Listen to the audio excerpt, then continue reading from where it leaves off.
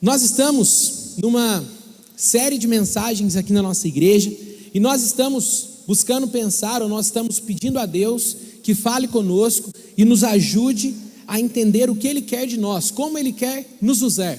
Então, usa-me, Senhor, é o título dessa série de mensagens. Então, nos use conforme a Tua vontade, nos use conforme o Teu querer. E Deus tem feito algo grandioso no nosso meio nesses dias.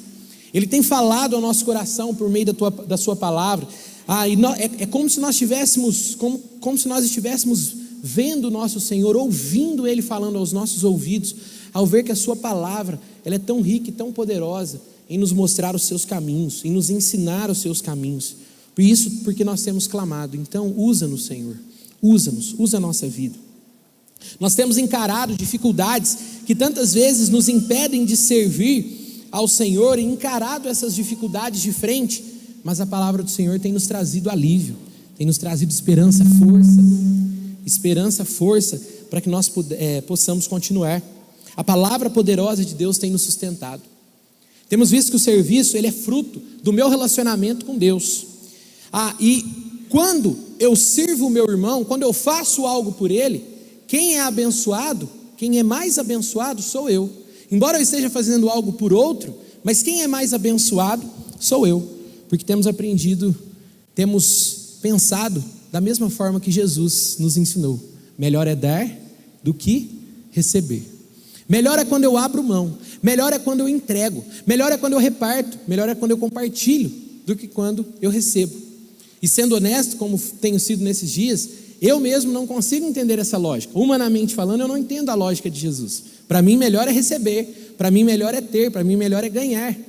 Mas Jesus nos ensina que melhor é dar do que receber.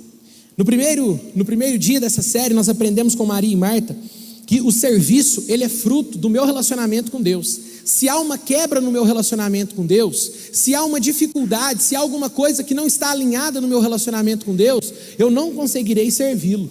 Porque o que Deus espera de mim não é o que eu posso fazer, não é o fruto das minhas mãos, mas Ele quer um relacionamento próximo comigo, para que Ele me use conforme a sua vontade.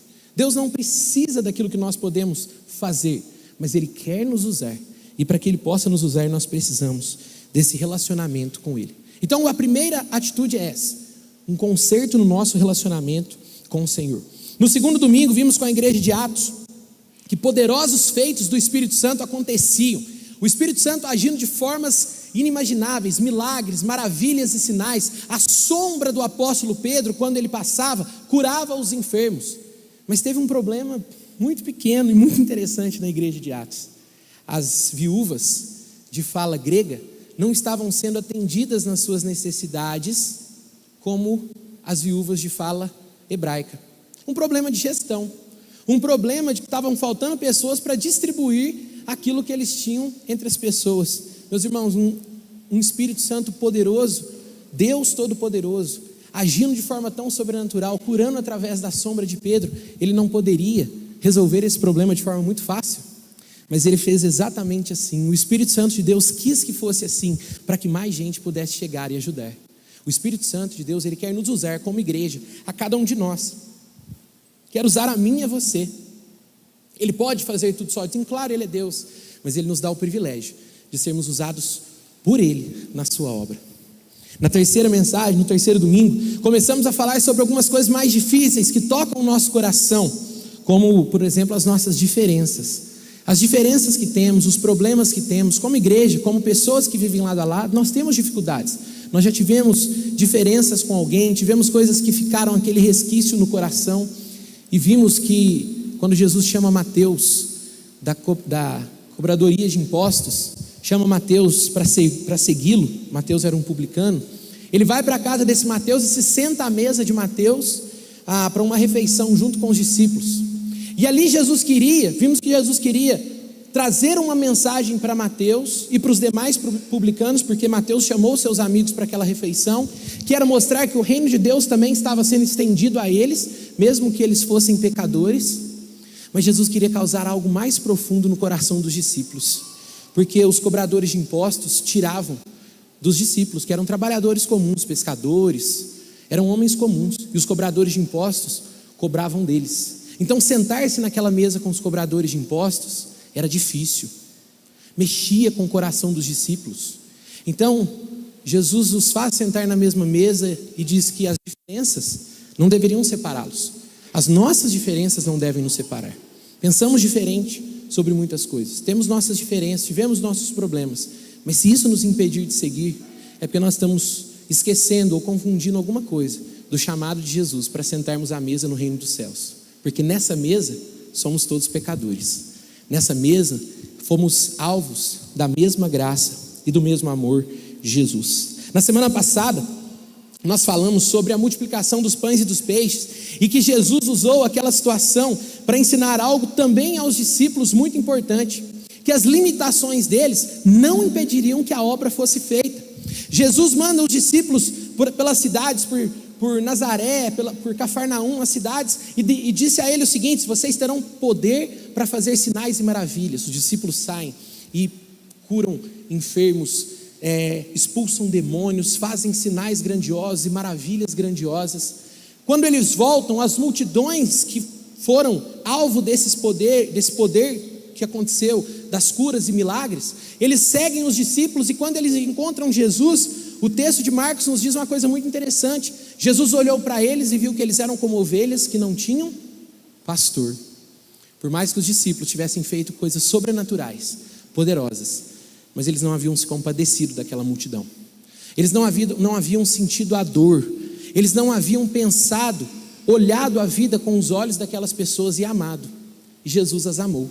E é interessante que o texto nos diz que Jesus, quando tem compaixão daquelas pessoas, não faz sinais e maravilhas, não faz coisas grandiosas. O texto diz que Jesus passa a ensiná-los sobre o reino de Deus.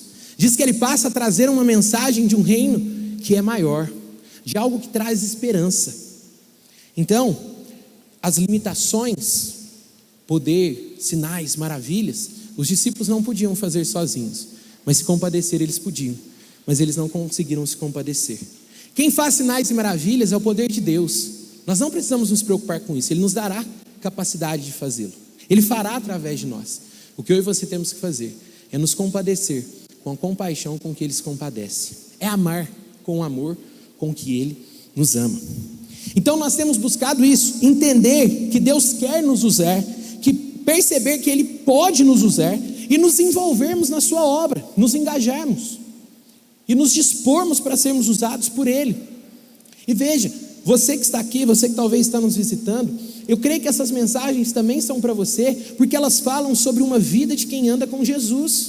Jesus quer mudar a nossa vida Ele quer mudar a nossa vida, quer fazer uma grande obra em nós, mas Ele também quer fazer através de nós. E hoje eu tenho uma tarefa muito difícil aqui junto com vocês.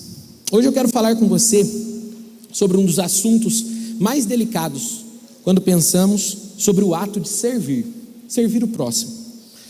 Mais delicado ainda do que falar sobre as nossas limitações e como lidar com elas. Mais difícil ainda do que pensar sobre resolver aquelas diferenças e problemas que têm nos impedido de trabalhar juntos na obra.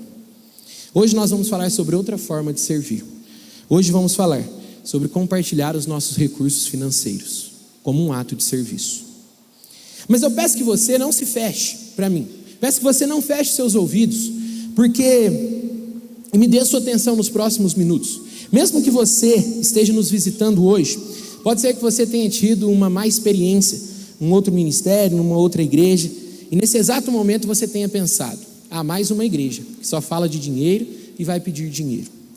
Mas hoje eu gostaria de dizer a você que eu só vou pedir que você me escute e nada mais. Mas um pouco além, eu queria que você estivesse atento e avaliando se aquilo que eu disser é da minha opinião e daquilo que eu penso, ou é a palavra de Deus falando.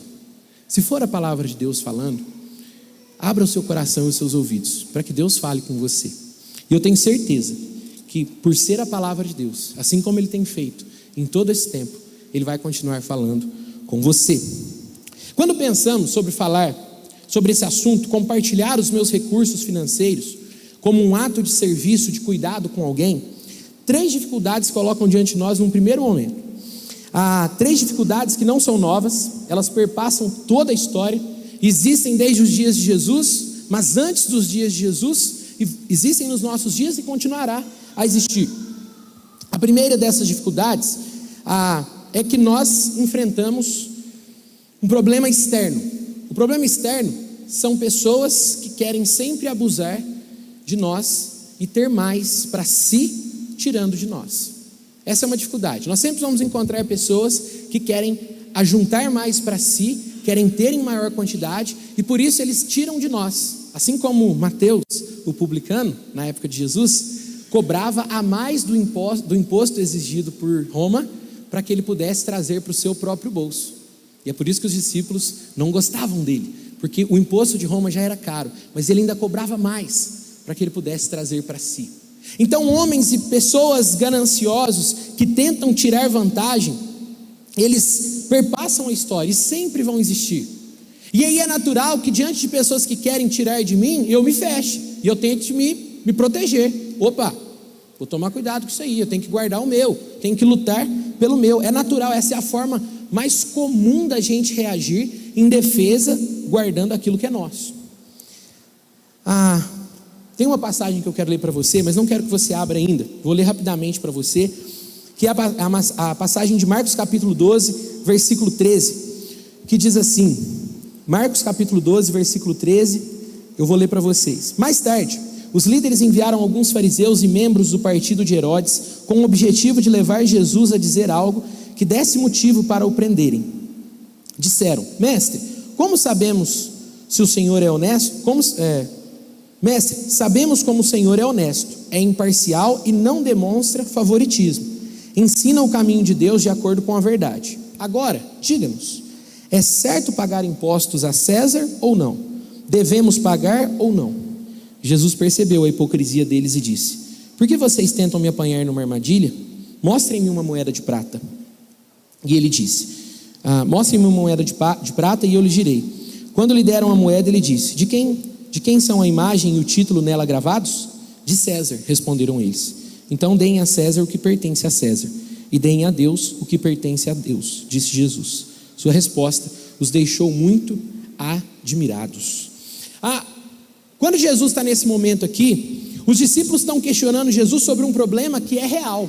Roma oprimia Israel.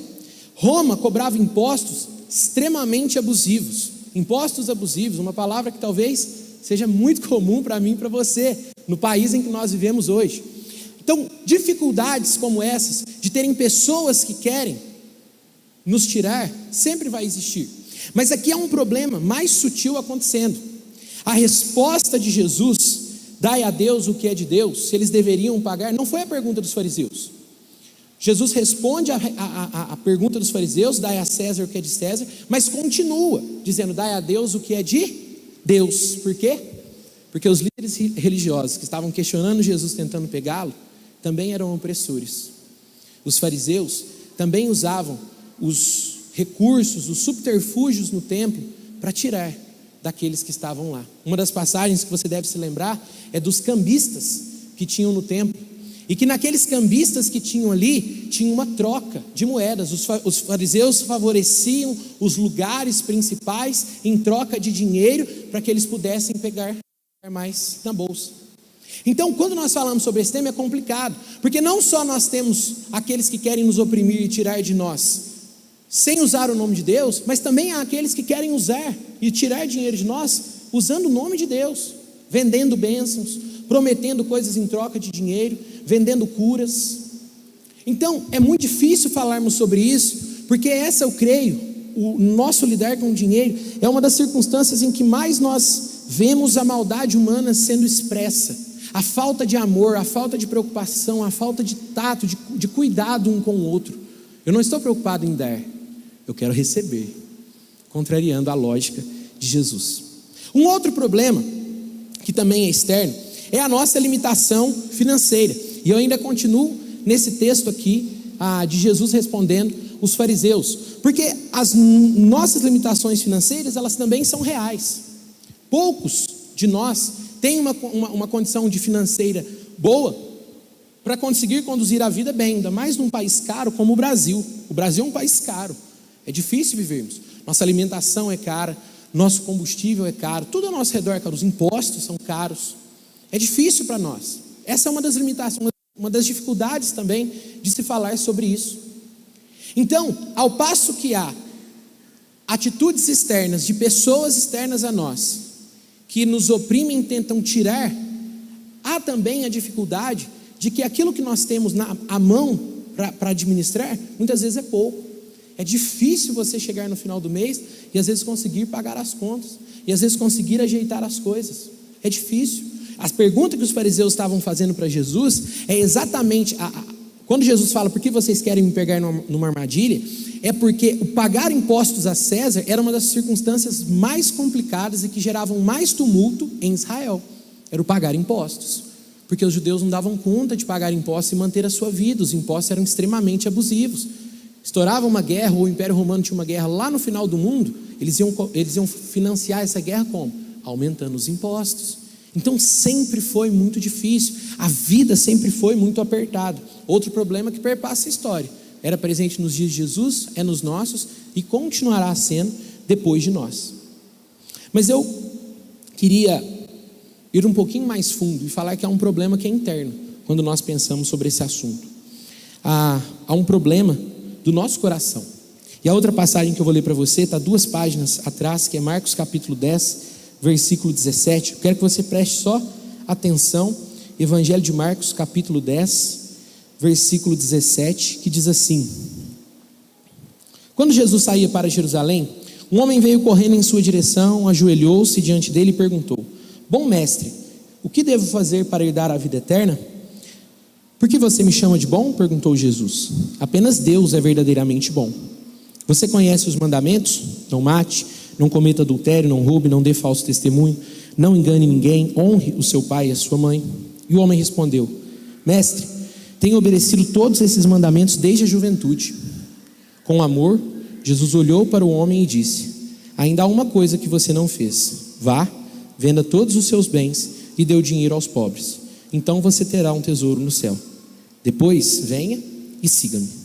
Ao ouvir isso, o homem ficou desapontado e foi embora triste, pois ele tinha muitos bens. Meus irmãos, esse problema interno que eu e você enfrentamos é o problema de que nós, por precisarmos de coisas que compramos com dinheiro, às vezes invertemos a ordem das coisas e depositamos esperança naquilo que o dinheiro pode dar. Esse é o problema interno. É quando nós no nosso coração confiamos naquilo que o dinheiro pode comprar como sinônimo da nossa felicidade, como sinônimo da nossa realização, como sinônimo da nossa satisfação plena e real. Então o problema de depositar a esperança no dinheiro, ele não é um problema só deste homem que era rico. Ele depositava a sua esperança no dinheiro porque ele tinha muitas posses. Mas eu posso não ter muitas posses e viver amargurado, e viver descontente, e viver mal, porque eu não tenho aquilo que eu gostaria de ter, porque eu penso que aquilo que eu gostaria de ter me daria felicidade e satisfação. Então, nesse sentido, todos nós estamos no mesmo barco. É um problema do nosso coração. É uma decisão difícil que nós fazemos a cada dia. E às vezes são decisões difíceis, porque tem a ver com coisas que nós queremos, almejamos, sonhamos. Tem a ver com coisas que nós sonhamos para pessoas que nós amamos, para os nossos filhos, para os nossos familiares. Então eu me coloco diante de vocês com muito temor e tremor diante de Deus, mas crendo que Deus, Ele quer falar ao meu e ao seu coração nessa noite, através da sua palavra. Agora sim, eu gostaria que você abrisse em 2 Coríntios capítulo 9, versículo 7. Segunda carta de Paulo aos Coríntios, capítulo 9, versículo 7.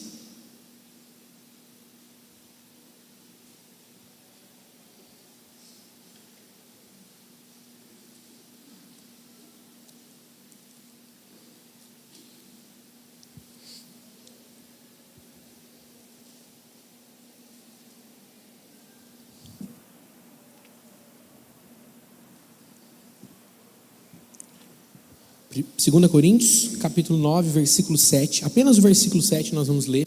Diz assim: cada um deve decidir em seu coração quanto dar. Não contribuam com relutância ou por obrigação, porque Deus ama quem dá com alegria. O capítulo 9, ele está quase ali chegando ao fim, ou essa parte que ele está falando sobre a contribuição está quase chegando ao fim, e o apóstolo Paulo, ele termina de uma forma muito interessante, mas ele aqui está concluindo uma ideia que ecoou durante todo o capítulo 9, o começo do capítulo 9 e o capítulo 8, que é a ideia de que cada um deve contribuir segundo propôs no seu coração, segundo aquilo que ele quer fazer, entende, motivado e movido pelo Espírito Santo de Deus, deve contribuir. Então, Paulo, no capítulo 8 e no capítulo 9, ele deu alguns princípios, 3 principalmente, que eu gostaria de destacar para você aqui. Quando você e eu pensarmos sobre compartilhar o que temos como uma forma de serviço, compartilhar os nossos recursos financeiros como uma forma de serviço. O primeiro desses princípios que Paulo nos dá, você pode voltar uma página na sua Bíblia, aí está no capítulo 8, versículo 1. Capítulo 8 de 2 Coríntios, versículo 1. Que diz assim, acompanha aí a leitura comigo. Agora, irmãos, queremos que saibam o que Deus, em sua graça, tem feito por meio das igrejas da Macedônia. Elas têm sido provadas com muitas aflições, mas sua grande alegria e extrema pobreza transbordaram em rica generosidade. Posso testemunhar que deram não apenas o que podiam, mas muito além disso, e o fizeram por iniciativa própria. Eles nos suplicaram repetidamente o privilégio de participar da oferta ao povo santo. Fizeram até mais do que esperávamos, pois seu primeiro passo foi entregar-se ao Senhor e a nós, como era desejo de Deus. Por isso pedimos a Tito, que inicialmente encorajou vocês a contribuírem, que os visitasse outra vez e os animasse a completar esse serviço de generosidade, visto que vocês se destacam em tantos aspectos, na fé, nos discursos eloquentes, no conhecimento, no entusiasmo e no amor que receberam de nós. Queríamos que também se destacassem no generoso ato de contribuir. Não estou ordenando que o façam, mas sim testando a sinceridade do amor de vocês, ao compará-lo com a dedicação de outros. Vocês conhecem a graça de nosso Senhor Jesus Cristo. Embora fosse rico, por amor a vocês se fez pobre, para que por meio da pobreza dele, vocês se tornassem ricos. Eu quero parar por aí. Eu quero dizer para você que o primeiro princípio que Paulo nos dá aqui sobre a oferta é que ela deve ser voluntária. Ela deve partir do seu coração. Ela não deve existir porque você quer barganhar alguma coisa com Deus, ou porque você quer ter algum status ou alguma voz dentro da sua comunidade ou dentro da igreja, ou você não deve deixar de fazer porque você acha que esse dinheiro vai ser mal administrado, que esse dinheiro vai acontecer alguma coisa com ele e isso está errado. Ele deve acontecer de você para com Deus. Então, voltando à primeira mensagem de Marta e Maria, assim como o meu serviço é fruto do meu relacionamento com Deus, o meu ato de compartilhar e contribuir também é fruto do meu relacionamento com Deus. Quando ele acontece ou deixa de acontecer, tem a ver com como está o meu coração. E lembre-se, como nós falamos, do problema interno, tanto aqueles que têm muito podem colocar a sua confiança nas riquezas, como aqueles que têm pouco podem também colocar a esperança na riqueza. E viver de forma que aquilo que eu estou expressando, que aquilo que eu estou fazendo com o que Deus me dá, seja mais uma expressão de mim do que dele no meu coração. E é muito interessante que em todo o Novo Testamento você não vê nenhuma palavra de obrigatoriedade em relação à contribuição. Em todo o Novo Testamento. O Novo Testamento, quando eu digo Novo Testamento, é porque o Novo Testamento é a igreja de Cristo, né? Como a igreja deve funcionar. Em todo momento, o Novo Testamento coloca como uma ideia de responsabilidade. Como está a sua vida com Deus é um termômetro daquilo que você faz. Aquilo que eu reparto ou deixo de repartir é um termômetro para mim e para Deus de como está a minha vida com Ele. Então veja, não tem a ver com o pastor, não tem a ver com a liderança da igreja, não tem a ver com os irmãos que estão ao redor, tem a ver com você e com Deus. Então você e Deus sabem como está o seu coração e como está aquilo que você está fazendo. Lembra da passagem da viúva pobre? Jesus estava sentado no templo e ele sentou perto do lugar onde eles depositavam os dízimos. E o texto diz que homens ricos colocavam grandes quantias abastadas, e não era um lugar, no templo era assim, nós fazemos, aqui na igreja nós fazemos um momento de coleta no horário do culto, mas como o templo ele tinha movimento durante todo o dia, tinha um lugar que era o lugar do gasofilaço, onde era colocado, então homens ficavam ali, como o povo ficava no pátio, então tinha era um lugar de status, de ostentação, o lugar onde eram colocados os dízimos no templo, em Jerusalém. Porque os homens que tinham mais, colocavam mais e por isso tinham mais prestígio, tinham mais acesso e tinham mais lugar com os fariseus, que também eram corruptos e queriam aquilo que eles podiam tirar para si. Então, Jesus se senta propositalmente naquele lugar, e quando ele está ali, uma viúva vai e coloca 2 moedinhas. E o texto original diz que eram 2 leptos. Leptos era uma moedinha pequenininha, que ela tinha um valor muito pequeno. Quando a gente vê em outras passagens, por exemplo, de Mateus o publicano, lá está falando de denário. O denário era uma moeda que equivalia a um dia de trabalhado, era um valor maior, era um valor alto. As 2 moedinhas que a viúva coloca, elas tinham elas tinham um valor muito pequeno. Jesus volta para os discípulos e diz: ninguém deu mais do que aquela mulher. Ninguém deu mais com que aquela mulher, porque aqueles deram do que lhes sobrava, mas esta deu tudo o que tinha. Uma coisa que eu quero colocar para você aqui: Jesus não tem, a Bíblia, o Novo Testamento, Jesus não tem problema nenhum com a riqueza. O problema não é a riqueza, o problema é quando o meu amor está no que o dinheiro pode dar. Então lembra o que eu disse? Você pode não ter e ser tão dependente na sua vida como alguém que tem. Alguém que tem pode não conseguir viver porque não quer abrir mão daquilo que acumulou. E alguém que não tem pode não conseguir viver porque não tem aquilo que gostaria de ter. Então é um problema do nosso coração. É um problema que fala da nossa adoração. É interessante que também Jesus, ele não se refere a nenhum outro pecado a não ser o amor ao dinheiro com o nome de um Deus, Mamon. O Novo Testamento fala que Jesus se refere ao amor ao dinheiro como Mamon, como um Deus, como alguém a quem eu me curvo. Então, a minha voluntariedade em ofertar, ela fala de quem tem governado o meu coração. Ela não fala das minhas circunstâncias, ela fala de quem tem governado o meu coração. Então é uma situação realmente sua com Deus e de mais ninguém. Ninguém sabe. Ninguém conhece as circunstâncias que estão acontecendo, mas você conhece, e Deus também. E Deus também. Por isso Paulo fala: eu não estou aqui para colocar uma ordem sobre vocês. Não é como quando Paulo diz assim: amem uns aos outros. Isso é um imperativo, isso é uma ordem.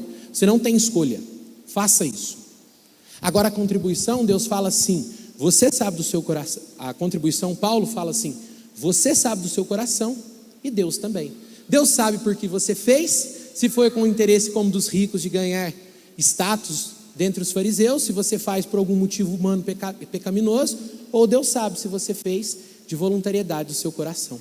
Ou Deus sabe se você não fez porque o seu coração está amando o dinheiro. Então veja, eu acho que essa é a beleza. Para mim, essa é uma das maiores expressões, uma das interpretações mais claras daquele versículo que diz: onde há o Espírito do Senhor, aí há liberdade. O povo fica usando esse versículo para dizer que a gente pode fazer o que quiser no culto, ficar fazendo manifestações. Esse versículo diz o seguinte: onde há o Espírito do Senhor, a liberdade das minhas escravidões pecaminosas, a liberdade de ser somente o Emanuel, governado pelos seus desejos, pelos pecados dele, pelos deuses do coração dele. Onde há o Espírito do Senhor, eu sou liberto para viver uma vida verdadeira entre eu e Deus. E eu sei quando eu oferto, porque eu oferto. E eu sei quando eu não oferto, porque eu não oferto. Veja, o que eu mais quero nessa noite é que com essa ideia de voluntariedade, eu saia de cena, qualquer irmão que estiver ao seu lado saia de cena, e você se veja somente entre você e Deus, e considerando com Ele, falando com Ele, do porquê você fez ou do porquê você deixou de fazer. É você e Deus. É você e Deus. Nos versículos, fazendo uma demonstração disso que eu estou falando agora sobre a voluntariedade, mas de uma forma bem rápida. Dos versículos de 1 a 6, Paulo mostra que a contribuição é uma expressão da graça de Deus. No versículo 2, Paulo fala que os irmãos da Macedônia se dispuseram a contribuir, mesmo que eles estivessem em extrema pobreza. Eles precisavam de ajuda, mas eles se dispuseram a ajudar. Igual mais uma vez, na minha lógica nem faz sentido isso aqui. Na minha cabeça humana não faz sentido. Mas Paulo está dizendo sobre o poder da generosidade, da graça de Deus no coração de uma pessoa, quando ela é governada não pelas coisas que ela tem, mas quando ela é governada pelo Deus que ela serve.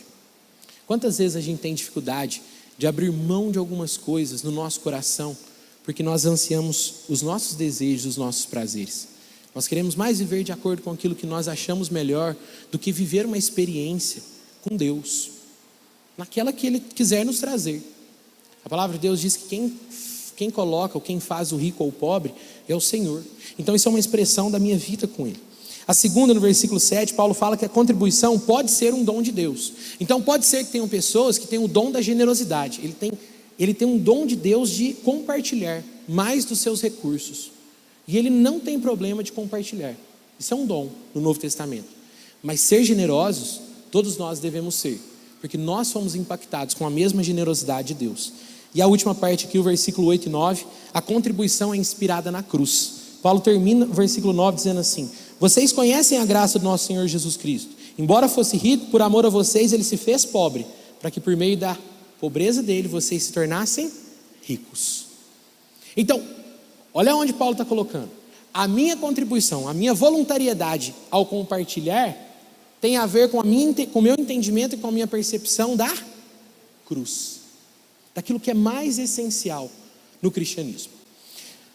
O segundo princípio que Paulo fala, ela deve ser voluntária, mas ela também deve ser proporcional. No versículo 10, Paulo diz assim: este é o meu conselho, seria bom que terminassem o que começaram há 1 ano, quando foram os primeiros a querer contribuir e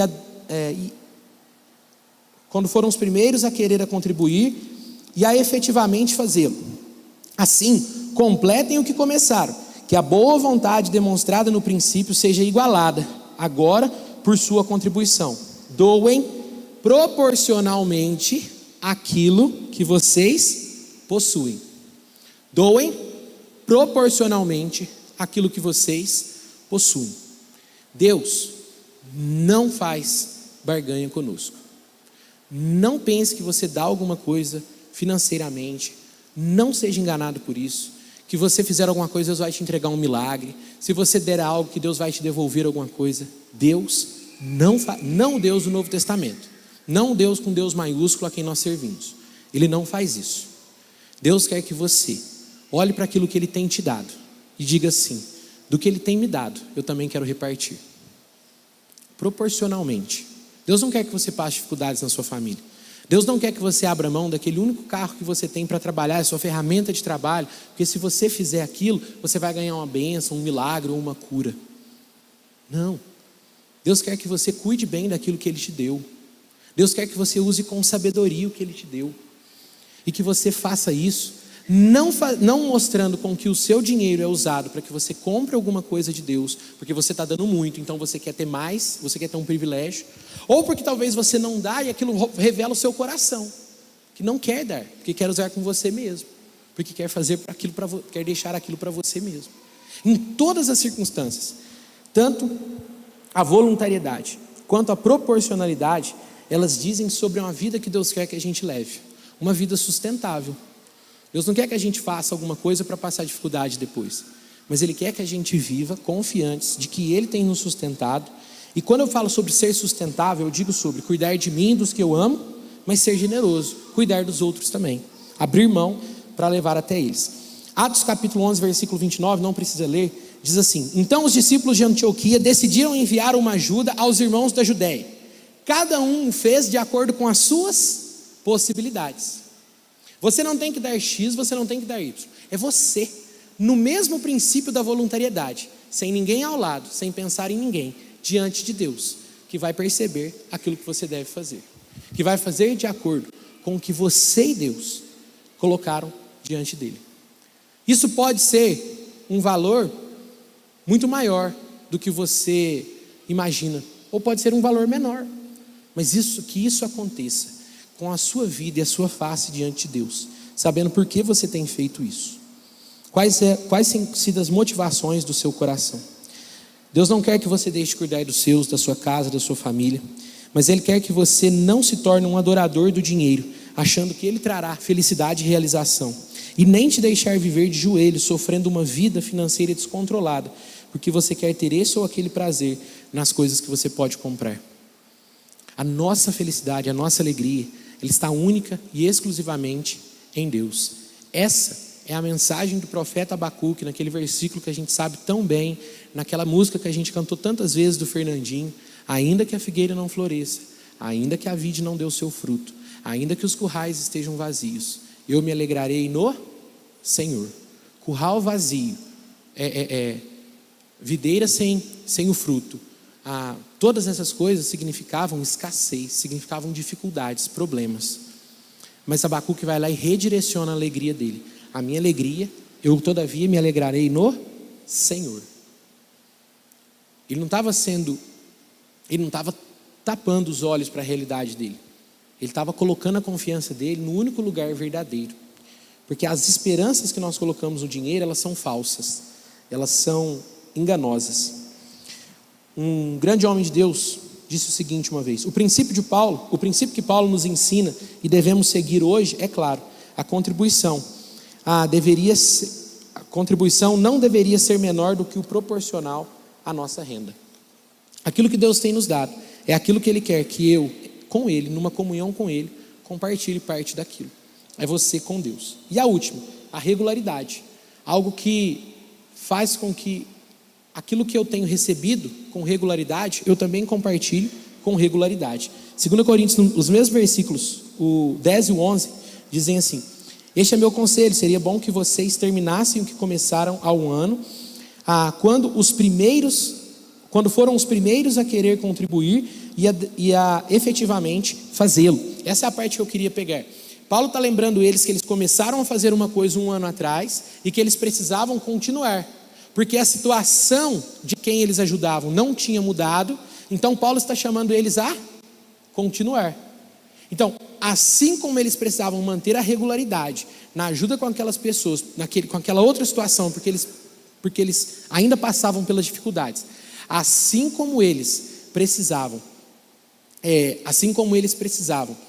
continuar cuidando das suas casas, dos seus lares, Paulo fala assim: continue mantendo a mesma regularidade, continue fazendo isso, entendendo que assim como Deus tem te dado repartido com você, continue repartindo com os outros. Que isso seja algo com que você consegue perceber que assim como eu tenho recebido, eu também tenho compartilhado.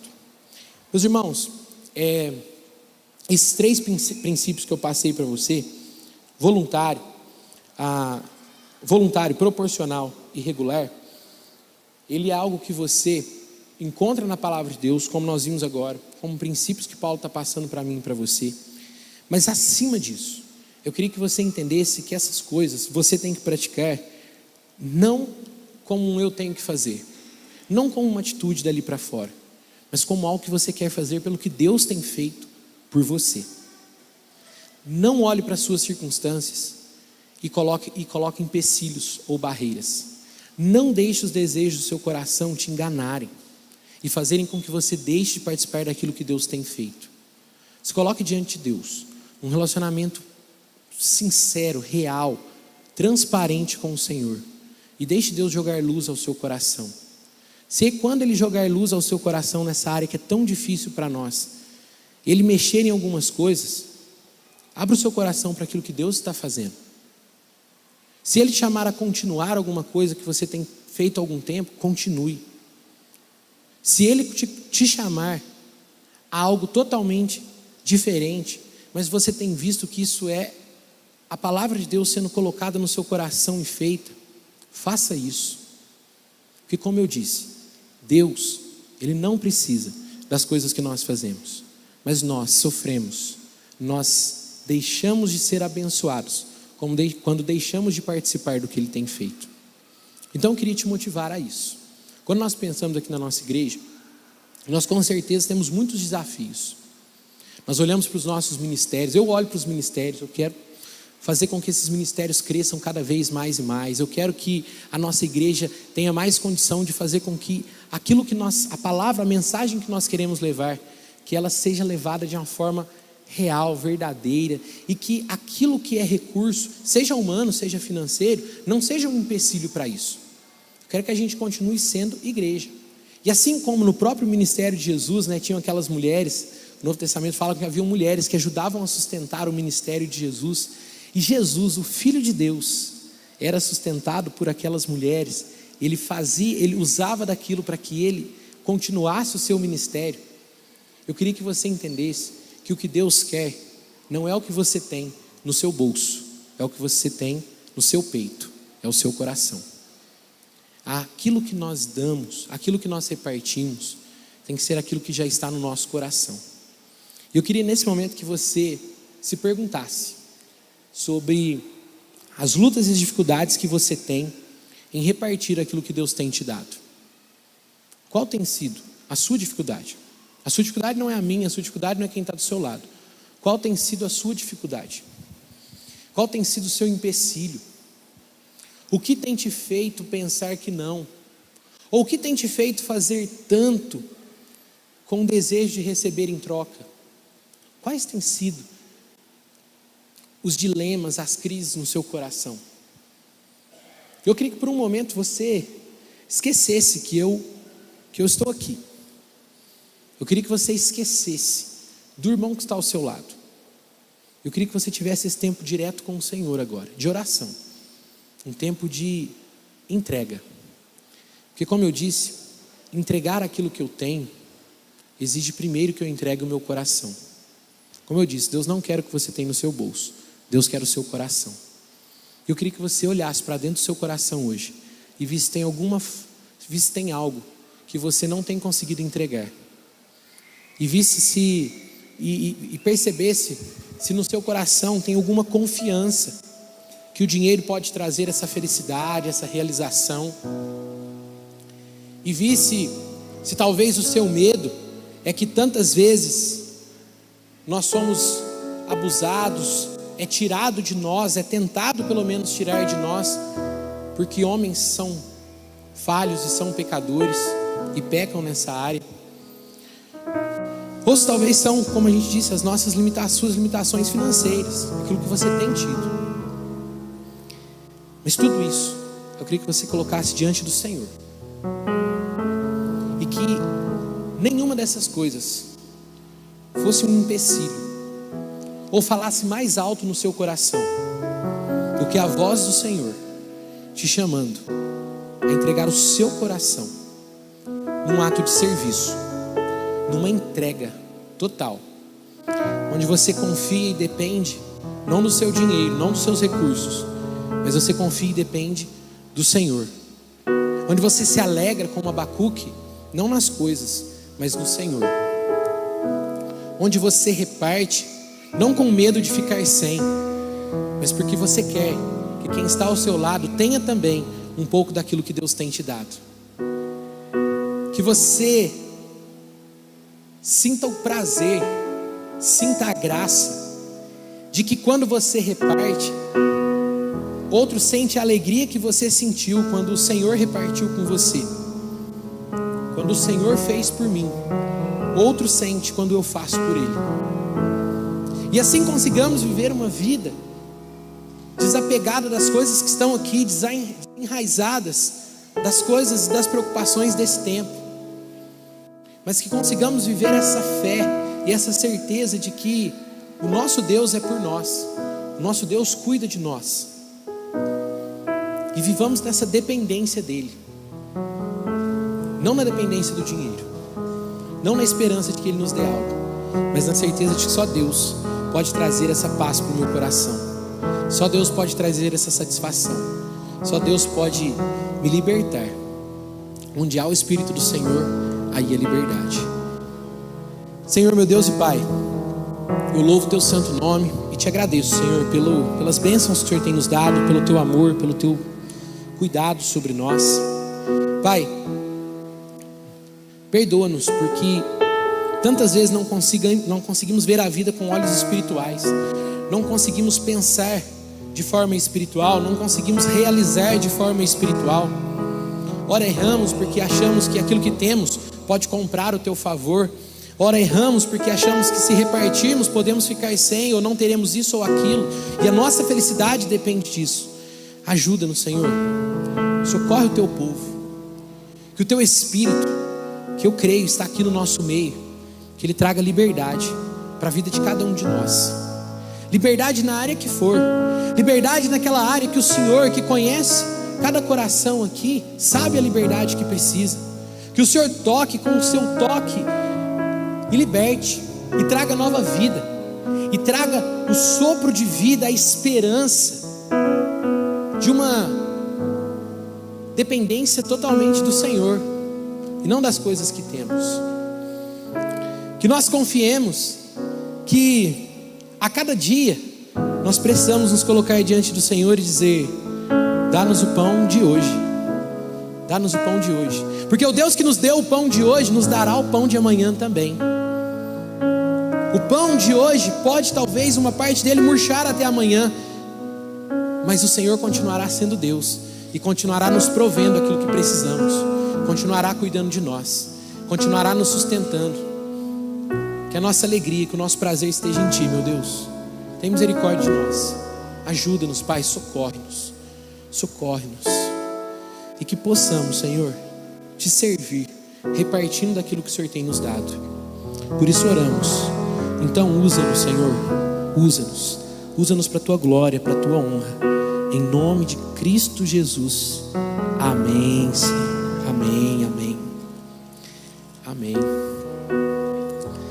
Que Deus te abençoe, Deus te abençoe.